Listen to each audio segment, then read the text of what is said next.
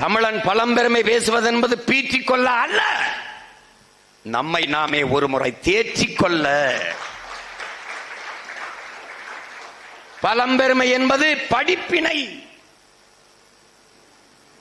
அது திருப்பி திருப்பி பேசிக்கின்றோம். நான் யார் தெரியுமா? அதை முடிச்சு கவனிச்சுக்கணும். ஜூலியஸ் சீசர் சொல்றான், நமக்கு தான் சொல்றான், அடுத்தவன் வந்து உன் தகுதியை அறிவிக்கும் வரை காத்திருக்காதேங்கிறான். ஏண்டா காத்திருக்க? சீமான் வந்து ஏகலைவன் யாருன்னு சொல்லணும், சிலம்பரசன் வந்து களஞ்சியம் யாருன்னு சொல்லணும். காத்திருக்காதரா, எந்திரா, எழுந்து சொல்றான், நான் ஆக சிறந்தவன் என்று பேரறிவிப்பை செய்யுங்கிறான்.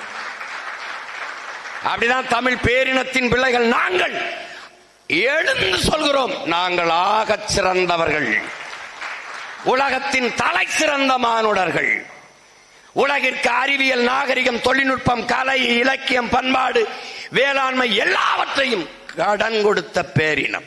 இந்த நிலத்திலே வணங்குகிற கடவுளை எல்லா